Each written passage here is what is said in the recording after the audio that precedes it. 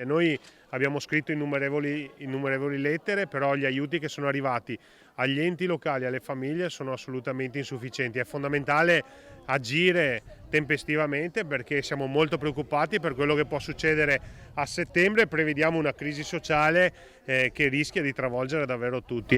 Le settimane passano, la guerra in Ucraina prosegue, gli indicatori di una situazione economica sempre più complessa si moltiplicano e con essi la richiesta da parte di forze politiche e civili di provvedimenti drastici e di lungo respiro da parte del governo per cercare di sventare o quantomeno di contenere gli effetti economici e sociali degli aumenti indiscriminati.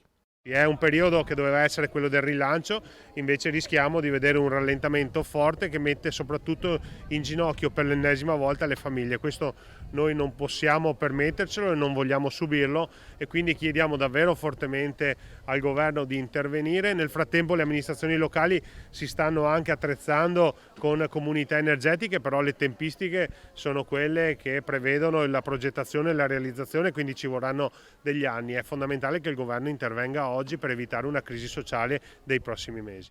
Parla da sindaco di Treviso e da presidente veneto dell'ANCI Conte, senza mascherare le forti preoccupazioni che nutre da amministratore in vista di un inverno in cui si ipotizzano costi energetici alle stelle e risorse razionate e in cui si profila anche l'aggravamento di un problema come quello dell'inquinamento dell'aria.